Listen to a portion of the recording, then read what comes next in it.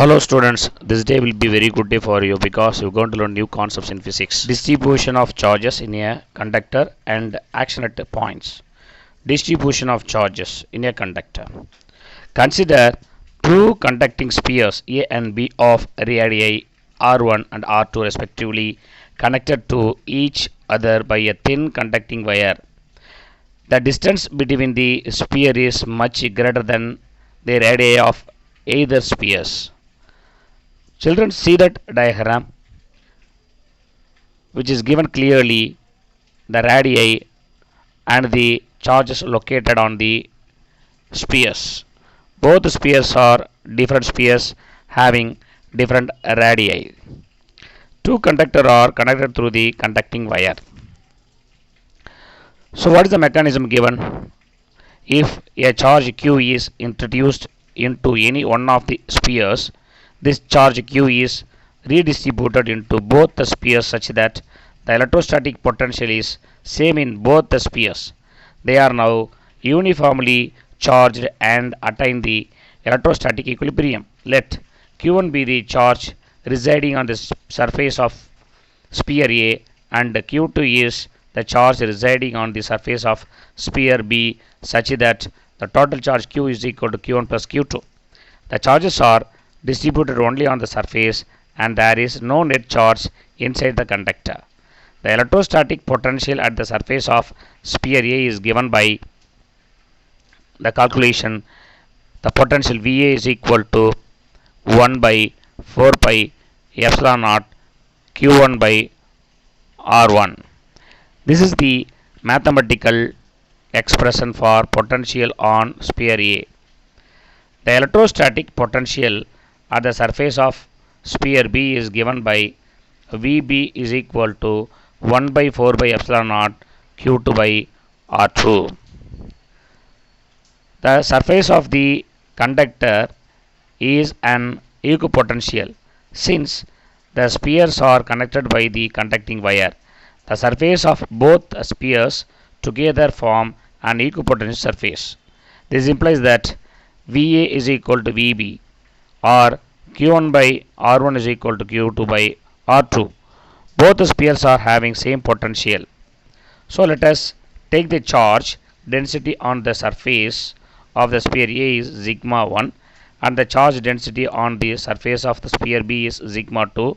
This implies that Q1 is equal to 4 pi R1 square sigma 1 and total charge on the sphere A is 4 pi R1 square sigma 1.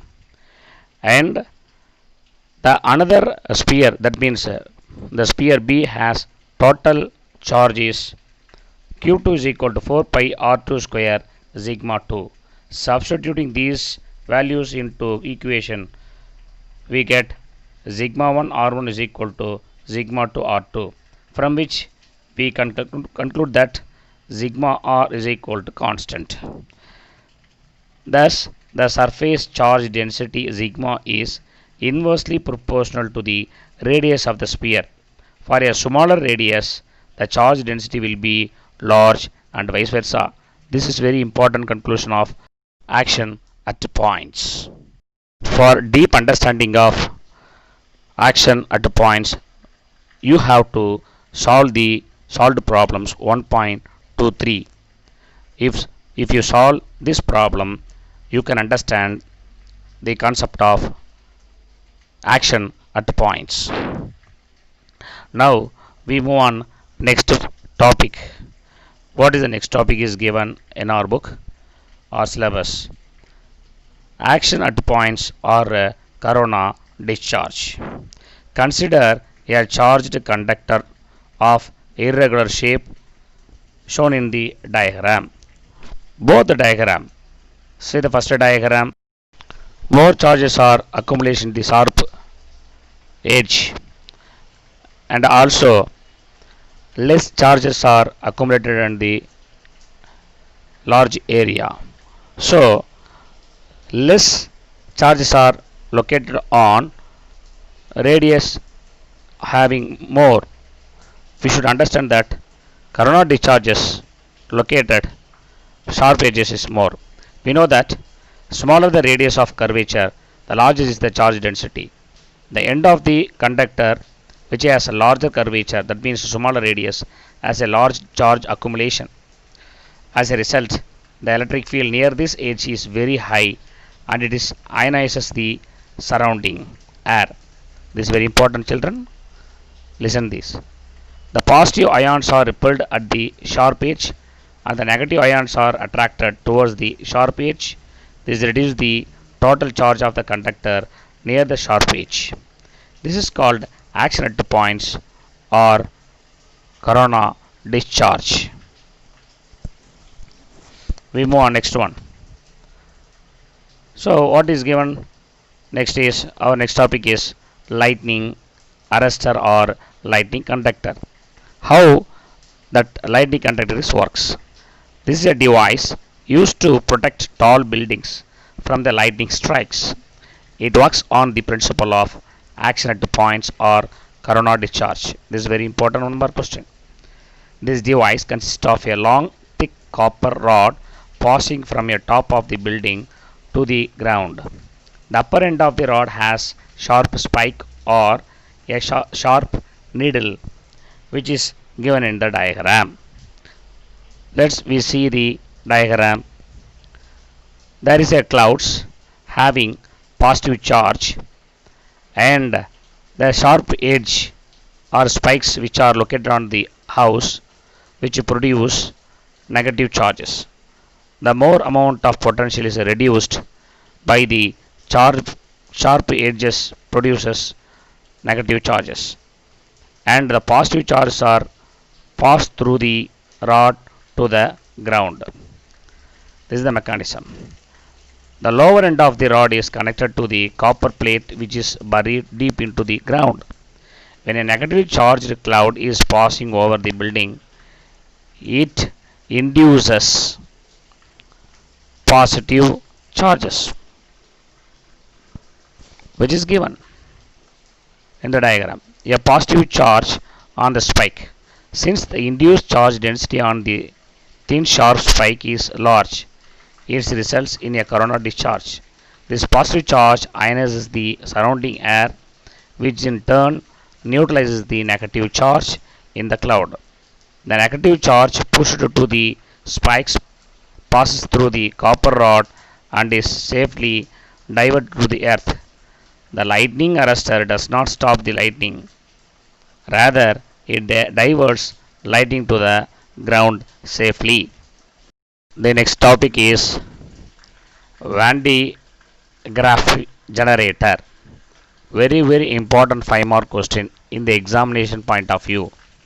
In the year 1929, Robert Van de Graaff designed a machine which produces a large amount of electrostatic potential difference up to 7 million volts.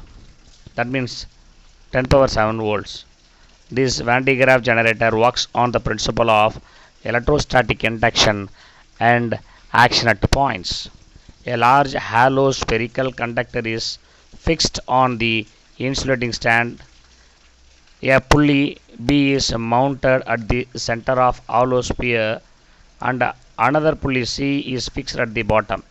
A belt made up of insulating material like silk or rubber runs over both pulleys. The pulley C is driven continuously by the electric motor. Two comb-shaped metallic conductors E and D are fixed near the pulleys. The comb D is maintained at the positive potential of 10 power 4 volt by a power supply. The upper comb E is connected to the inner side of the hollow metal sphere. Due to the high electric field near comb D, air between the belt and the comb D gets ionized. The positive charges are pushed towards the belt and negative charges are attracted towards the comb D. The positive charges stick to the belt and move up. When the positive charges reach the sphere, the charges are accumulation more and more. So when it reaches the 10 power 7 volts, that means large accumulation. The comb E, a large amount of negative and positive charges are induced on either side of the comb E due to electrostatic induction. As a result, the positive charges are pushed away from the comb E and the are reach the outer surface of the sphere. Since the sphere is a conductor, the positive charges are distributed uniformly on the outer surface of the hollow sphere. At the same time, the negative charges nullify the positive charges in the belt due to corona or accident points. When the belt descends, it has almost no net charge at the bottom. It gains a large positive charge. The belt goes up and delivers large amount of charges on the sphere.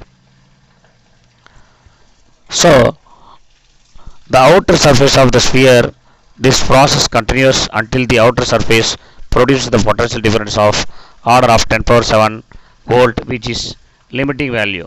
We cannot store charges beyond the limit since the extra charge starts leaking to the surroundings due to the ionization of air.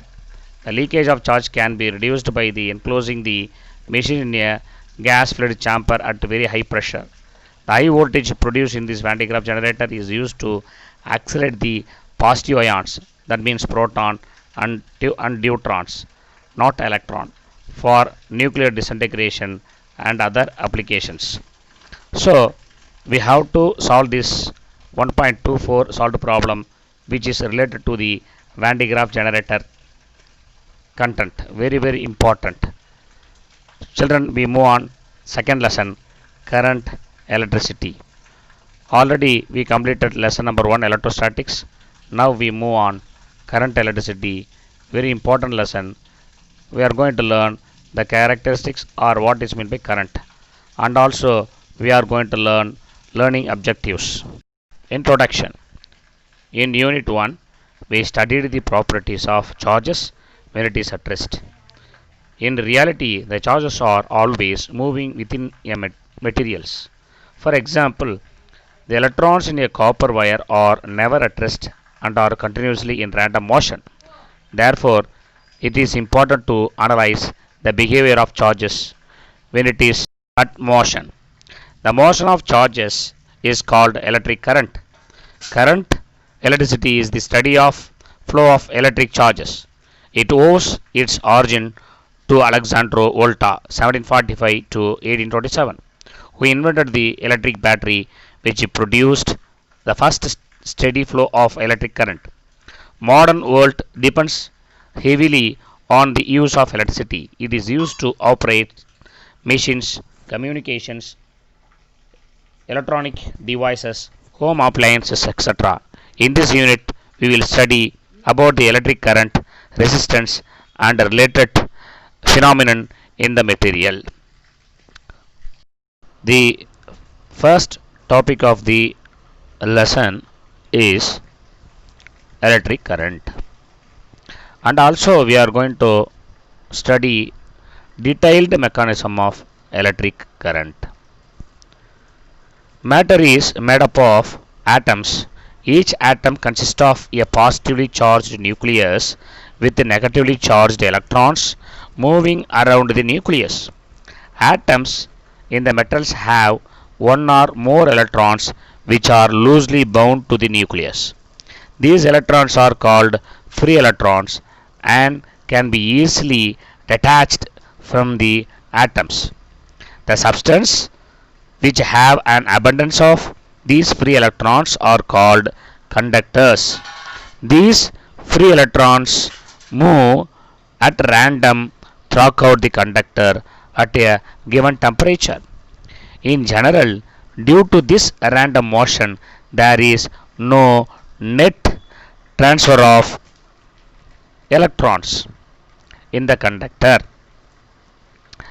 We'll see the charges from one end of the conductor to the other end of the conductor, and hence no current. When a potential difference is applied by the battery across the ends of the conductor, the free electrons drift towards the positive terminal of the battery, producing a net electric current. This is easily understandable from the diagram.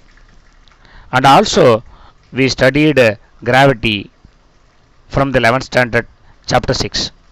We studied that the mass move from higher gravitational potential to the lower gravitational potential. Likewise, positive charge flows from higher electric potential to the lower electric potential, and negative charge flows from lower electric potential to higher electric potential. So, see the diagram. The electric current in a conductor is defined as the rate of flow of charges through a given cross-sectional area. See children, this is the conductor. Assume you this is the conductor. The area of the conductor, charges are flows across the conductor. If a net charge q passes through any cross section of a conductor in time t, then the current is defined as I equal to q by t. But charge flow is not always constant. Hence, current can more generally be defined as I average is equal to delta q by delta t. What is meant by delta q? Which is shows that amount of charges that passes through the conductor at any cross section during the time interval of delta t. If the rate at which charge flows changes in time, the current also changes. The instantaneous current I is defined as the limit of average current. That means time not equal to 0, it tends to 0. That means net current flows through the conductor I equal to time tends to 0, delta q by delta t is equal to dq by dt. This is the current flows across the conductor.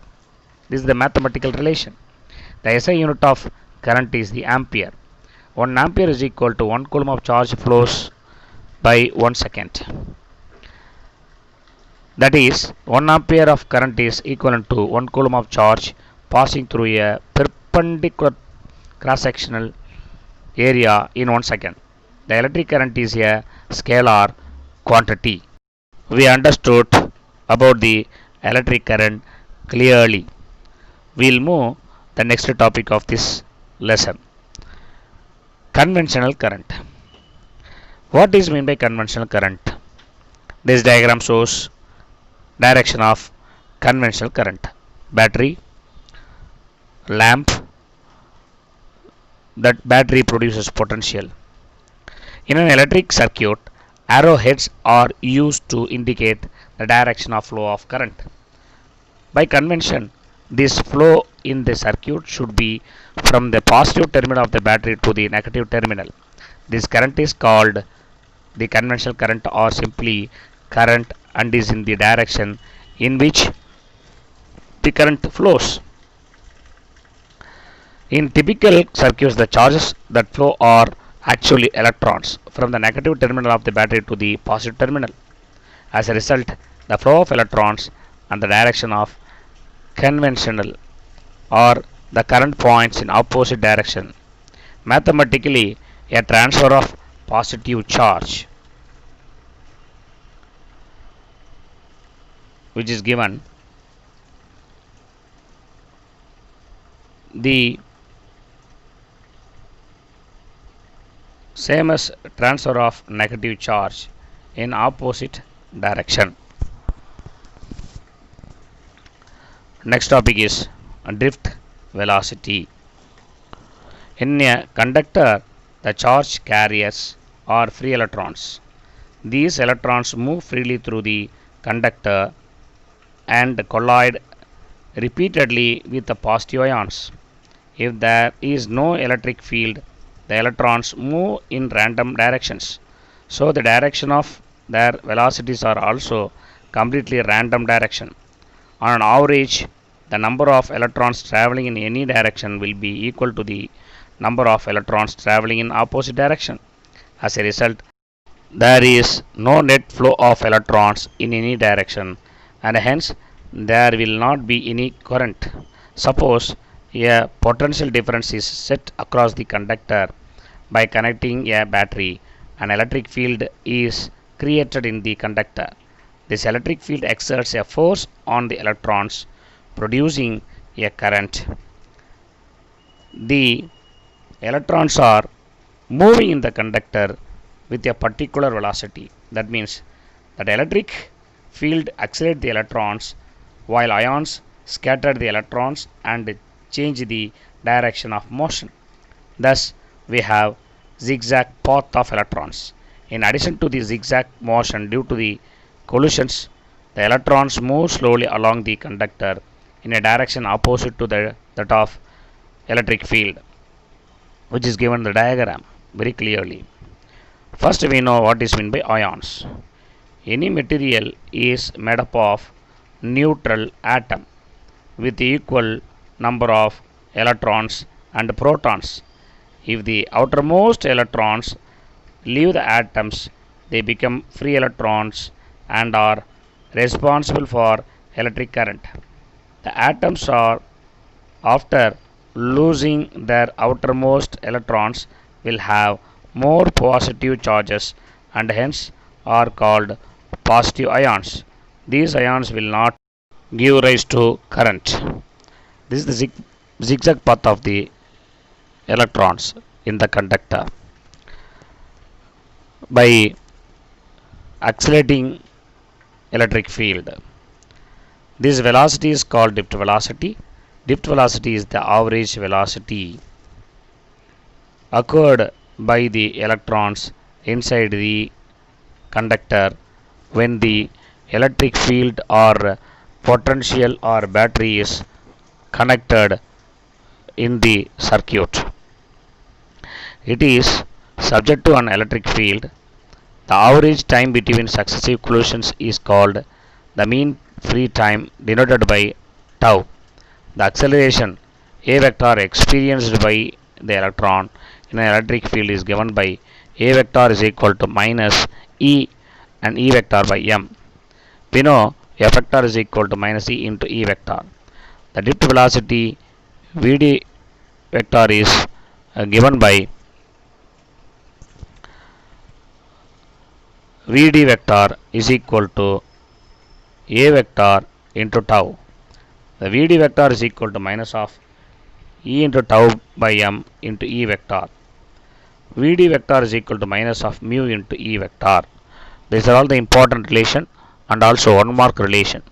Here mu is equal to E tau by m is the mobility of the electron and it is defined as the magnitude of the drift velocity per unit electric field.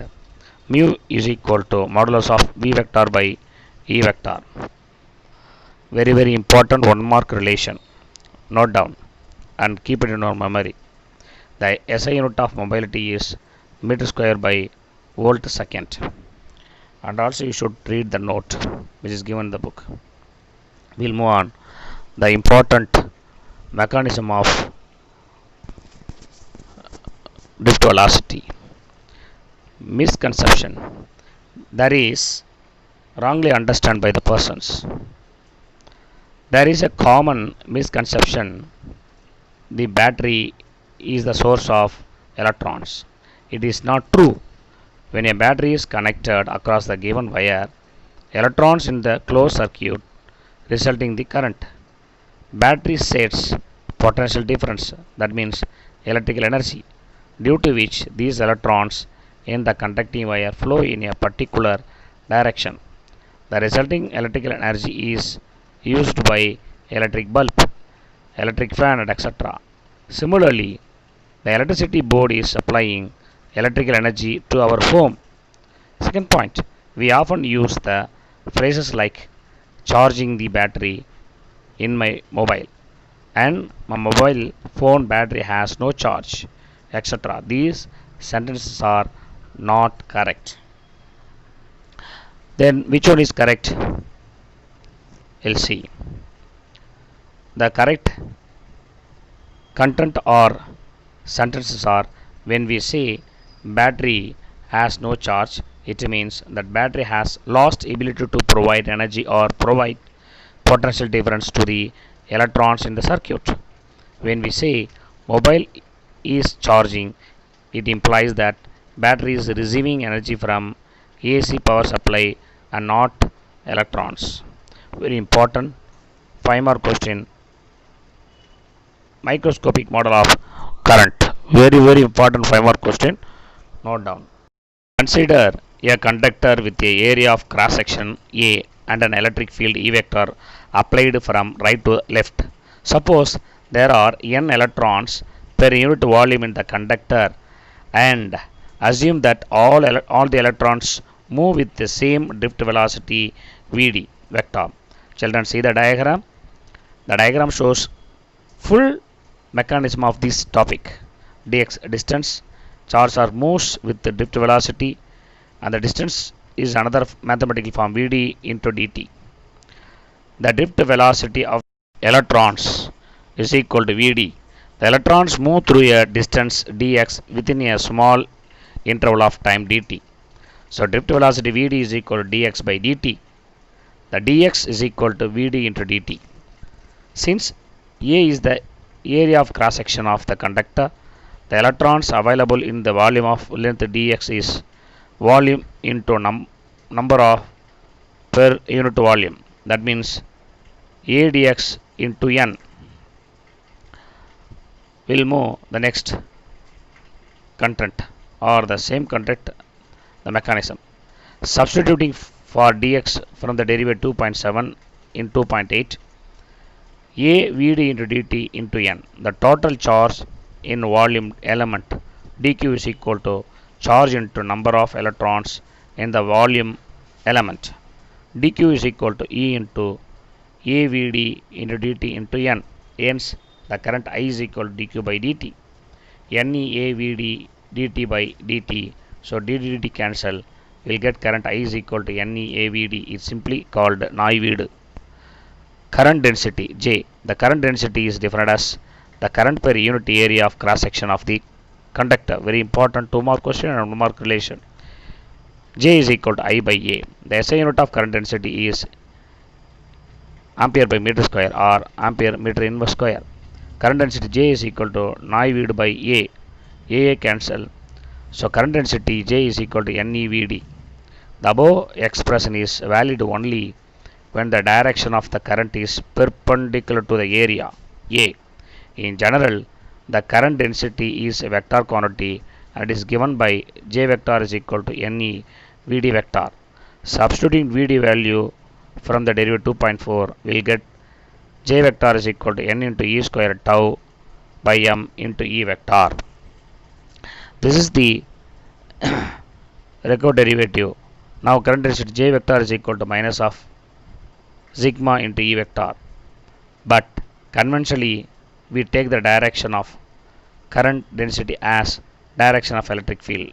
So the above equation becomes J vector is equal to sigma into E vector. Here sigma is equal to N E square tau by M is called conductivity. So that derivative 2.12 is called microscopic form of Ohm's law. Thank you, children. We'll see next class.